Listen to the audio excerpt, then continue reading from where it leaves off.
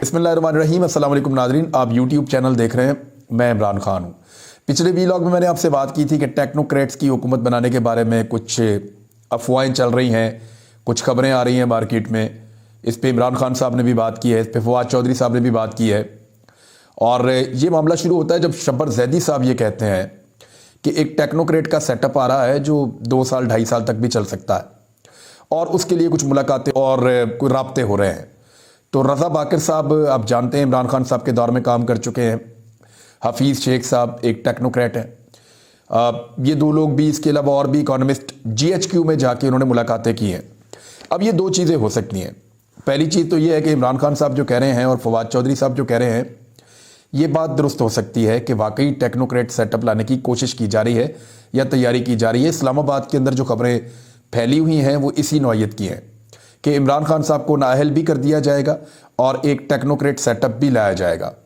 अगर कोई technocrat setup आ जाता है 2 या 2.5 साल के लिए, तो PDM की जमातें उससे बहुत ज़्यादा खुश हो जाएंगी।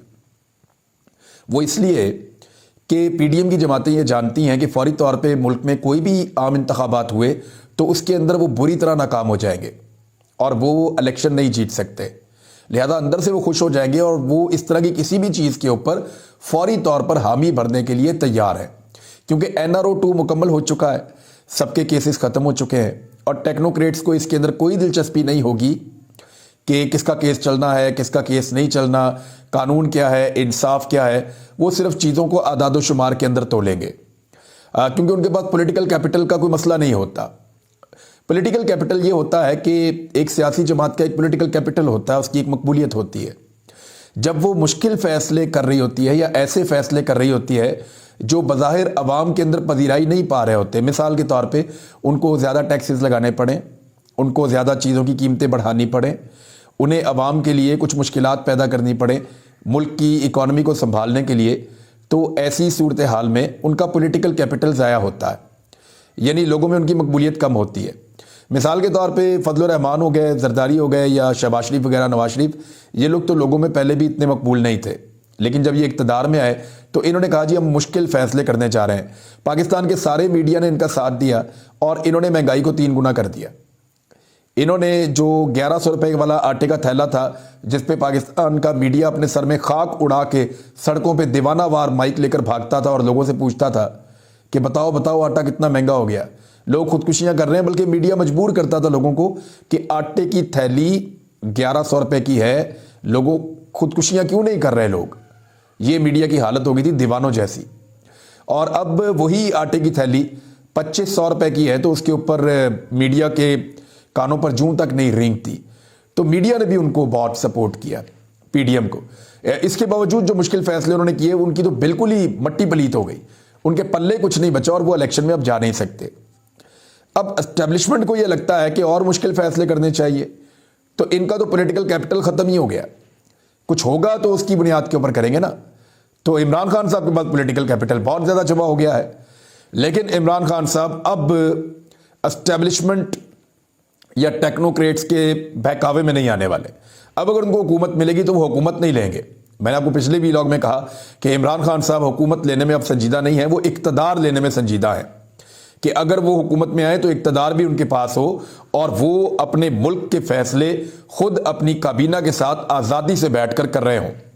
ये वो चाहते हैं। इनपुट तो सबसे लेनी चाहिए, वो लेंगे भी, लेकिन अगर उनको इक़्तिदार मिलता है तो अब वो बेबसी वाला इक़्तिदार नहीं होगा, वो एहतसाब भी करेंगे। तो PDM की जमातें चाहती हैं कि कोई टेक्नोक्रेट सेटअप ही आ जाए और कोई इमरजेंसी लग जाए, कुछ भी हो जाए, हमारी हुकूमत बेशक ना रहे, इमरान खान की हुकूमत नहीं आनी चाहिए, क्योंकि उसकी हुकूमत आ गई तो वो वापस लेकर जाएगा, रिवर्स करेगा। क्योंकि इमरान खान का ये फ़लसफ़ा है कि मैं करप्शन का, लूट मार का पैसा बरामद करूंगा तो मेरा मुल्क आगे चलेगा। उनका ये फ़लसफ़ा है कि जब तक मैं बड़े चोरों को सज़ा नहीं दूंगा, पाकिस्तान में चोरी बंद नहीं होगी और करप्शन ख़त्म नहीं होगी। अब अगर ये टेक्नोक्रेट वाला जो सेटअप है, जिसके लिए कुछ राब्ते हो रहे हैं, इंटरव्यूज़ हो रहे हैं, इंफॉर्मेशन गैदरिंग की जा रही है, अगर तो ये कट्टा ऐसे ही खुल गया तो फिर अभी तक पाकिस्तान की आवाम ने सिर्फ ट्रेलर देखा है। फिल्म तो अभी शुरू होगी, जिसको असल में आप महंगाई की फिल्म कहते हैं।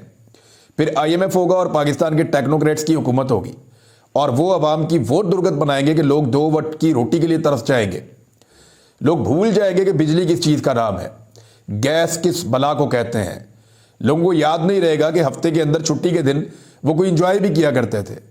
तमाम चीज़ें जो हैं वो ऐसी हो जाएंगी कि टेक्नोक्रेट्स सबको उल्टा पुल्टा के रख देंगे। लेकिन उस वक्त अगर ऐसा कुछ करने की कोशिश की गई तो याद रखिएगा कि चाहे सिविल एस्टेब्लिशमेंट है चाहे मिलिट्री एस्टेब्लिशमेंट है, लोग उनको भी आराम से नहीं रहने देंगे। यानी जब लोगों से लोगों का सब कुछ छिन जाएगा तो लोग कहेंगे कुर्बानी अब आप भी दीजिए। यानी कुर्बानी वो लोग कैसे देंगे? अभी थोड़े दिन पहले गोल्फ का एक मैच हो रहा था और करोड़ों रुपए उस एक मैच के अंदर खर्च कर दिए गए चंद लोगों को खुश करने के लिए या किसी बहुत ताकतवर आदमी को खुश करने के लिए। करोड़ों रुपए एक मैच के अंदर खर्च कर दिए गए। 5 स्टार होटल से खाना गया है सिर्फ इसलिए कि वहां मेहमान बड़े वीआईपी थे। तो वो लोग कैसे अपनी ये मौज मस्ती और ये सारी चीजें छोड़ सकते हैं? ब्यूरोक्रेट कैसे छोड़ सकते हैं? सियासतदान कैसे छोड़ सकते हैं? वो नहीं छोड़ेंगे। तो इसलिए, और पाकिस्तान के आईन के अंदर इसकी कोई गुंजाइश भी नहीं है टेक्नोक्रेट्स को लाने की या कोई इस तरह का तजुर्बा करने की। तो पाकिस्तान के आईन में इसकी गुंजाइश नहीं है। तो ये तो होता हुआ अगर करने की कोशिश भी की गई तो ये ठहरता हुआ दिखाई नहीं दे रहा। अच्छा, दूसरी एक चीज और भी है। मेरे एक सोर्स ने मुझे ये बात बताई और मुझे लगता है कि उसकी बात में दम है। उसने कहा कि मिलिट्री एस्टेब्लिशमेंट ये चेक करना चाहती है कि मौजूदा जो इकोनॉमिक सिचुएशन है उससे कैसे निकला जाए, और इसके लिए वो मीटिंग्स की गई हैं और इंडिपेंडेंट ओपिनियन लेने के लिए जो मईशतदान हैं उनको बुलवाया गया है। यानी जो इसहाक डार साहब ब्रीफिंग्स दे रहे हैं उनका तो ना सर है ना पाँव है। इससे पहले जो जनरल बाजवा साहब बातें करके गए हैं उसकी भी कुछ समझ नहीं आ रही। अगर वो इतने अकलमंद थे तो मुल्क का ये बेड़ा गर्क तो ना होता। तो ये जो कुछ भी हुआ पाकिस्तान की इकॉनमी के साथ, लोगों की तनख्वाहें अब नहीं दी जा सकती। तो ऐसे में इंडिपेंडेंट ओपिनियन लेने की कोशिश की जा रही है कि गलती कहां पे हुई और गलतियों को सुधारा कैसे जा सकता है। यानी सबसे बड़ा सवाल यह है कि अगर पाकिस्तान में आम इंतखाबात करवा दिए जाएं और आम इंतखाबात के नतीजे में एक नई हुकूमत बन जाए तो क्या पाकिस्तान इस वक्त आम इंतखाबात का बोझ और उसके बाद बनने वाली नई हुकूमत इन हालात से पाकिस्तान को निकाल पाएगी? और कौन से बड़े इकदाम हैं जो करने पड़ेंगे? क्योंकि पाकिस्तान की जो मिलिट्री एस्टेब्लिशमेंट है उसे यह लगता है अभी भी कि मुल्क की सबसे ज्यादा फिक्र उन्हें है और उन्हें अभी भी यह लगता है कि उनके अलावा मुल्क में कोई और समझदार नहीं है या किसी और के पास दिमाग नाम की कोई चीज नहीं है और ना कोई इस मुल्क को बचाने के लिए उतना संजीदा है जितने यूनिफाइड और संजीदा वो हैं। ये उनकी अपनी एक सोच है और उसकी बुनियाद के ऊपर वो ये सारी चीजों की तैयारियां करते रहते हैं। और वो जो वाहिद पाकिस्तान के अंदर थिंक टैंक्स मौजूद हैं वो फौज के पास ही हैं। प्राइवेट सतह के ऊपर तो थिंक टैंक्स बन ही नहीं सके, बन भी नहीं सके। पाकिस्तान की कौम को आदत ही नहीं डाली गई ऐसी, और सारी चीजें जो है वो महदूद जगह पे महदूद हाथों के अंदर जो है वो मौजूद रही।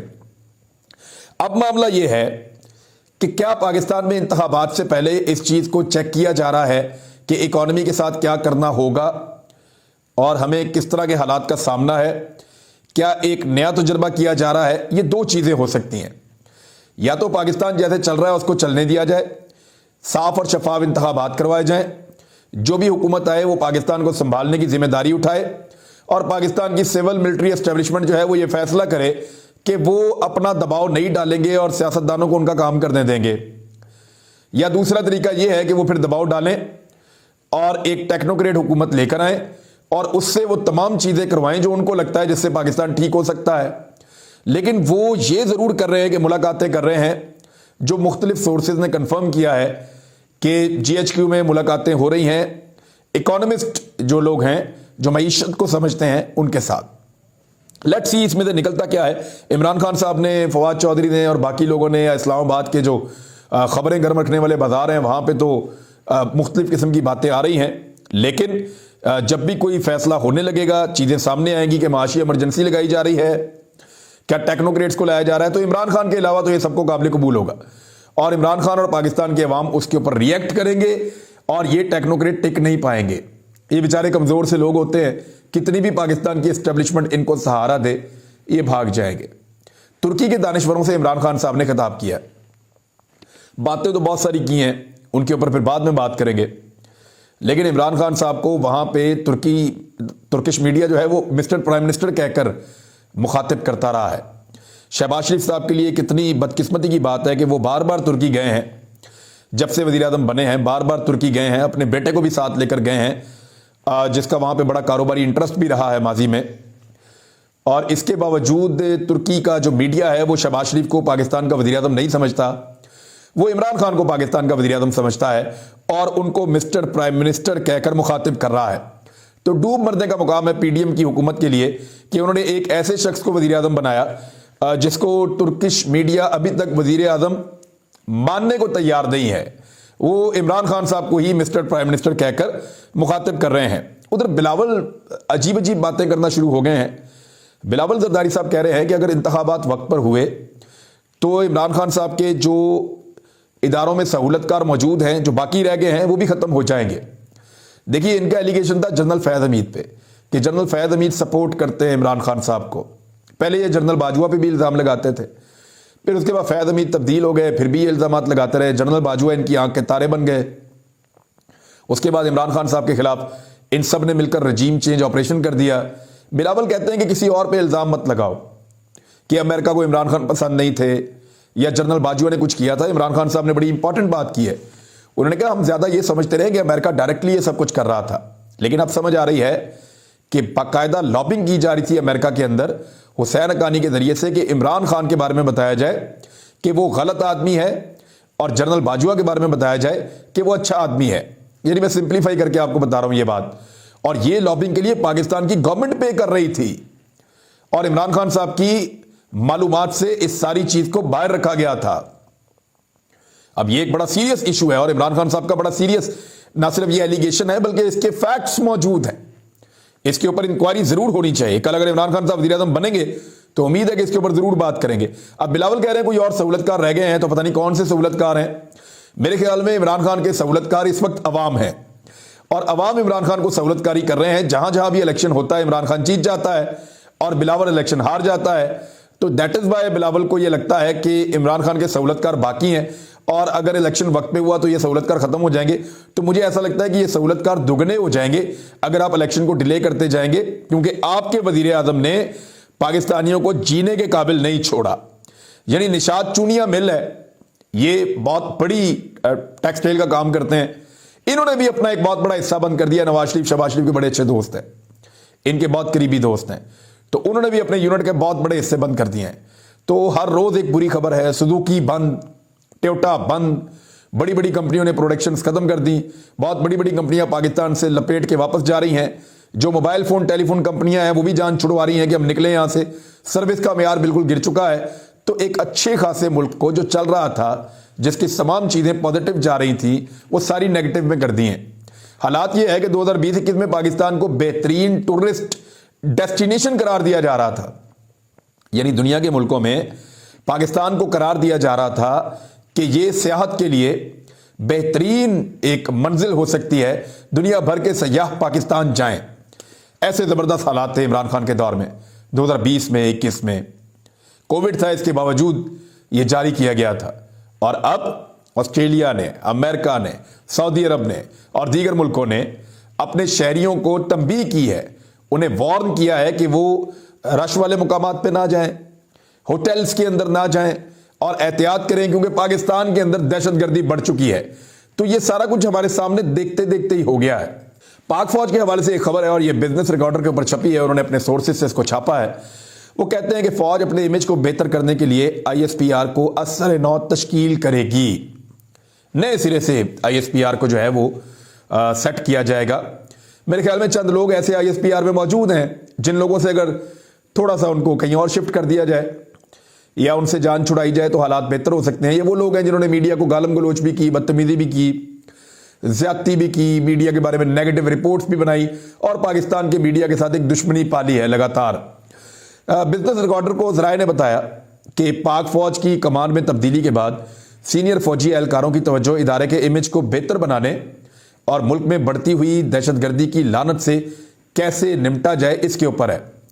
ज़राए के मुताबिक 29 नवंबर को कमान की तब्दीली के बाद अब पूरी तवज्जो इमेज बेहतर बनाने, दहशतगर्दी से मुतालिक बढ़ते हुए वाक़यात से निपटने और सियासत में इदारे के मुबैना किरदार के खिलाफ है। क़यादत ने मुबैना तौर पर मुतल्लिका हल्कों से अपने इदारे का इमेज बेहतर करने के बारे में तजावीज़ भी तलब की हैं। वैसे मेरे से तजवीज़ तो कोई नहीं तलब की, लेकिन 2-3 तजावीज़ मैं दे सकता हूँ अगर जनरल आसिम मुनीर साहब ये कर लें तो इदारे का इमेज जो है वो बहुत बेहतर हो जाएगा। इदारा सिर्फ अपने मामलात के बारे में बात करे, ना इकॉनमी पे बात करने की ज़रूरत है, ना सियासत पे बात करने की ज़रूरत है। सियासी मामलात में मुदाखलत बंद कर दें, फैसला कर दें कि सियासतदानों से हमने मिलना ही नहीं है, वो अपना काम करें, हम अपना काम करेंगे। उन्हें जब ज़रूरत पड़ेगी वो हमें बुलाएंगे तो हम जाकर वो ड्यूटी करेंगे जिसके लिए वो बुला रहे हैं। इस तरह की चीज़ें जो आइन के अंदर इनका रोल है ना पाकिस्तान की फ़ौज का, अगर एग्जैक्टली उसी रोल को फॉलो करें ना और कोई एक्स्ट्रा ड्यूटी ना करें तो ना कोई आईएसपीआर को गाने बनाने की जरूरत पड़ेगी, नगमे बनाने की जरूरत पड़ेगी, ना कोई बहुत सारे विजुअल और तस्वीरें बनाने की जरूरत पड़ेगी, ना मीडिया के साथ ज्यादा लंबी लंबी नशिस्तें करने की जरूरत पड़ेगी, ना मीडिया के अंदर अपने बंदे इंडक्ट करने की जरूरत पड़ेगी। कुछ भी नहीं करना पड़ेगा, सबको सबके हाल पे छोड़ दें जैसे पूरी दुनिया के अंदर है। आप देखें कैसे आपकी इज्जत में इजाफा होता है। अब तक के लिए इतना ही, अपना ख्याल रखिएगा, अपने इस चैनल का भी। अल्लाह हाफिज़।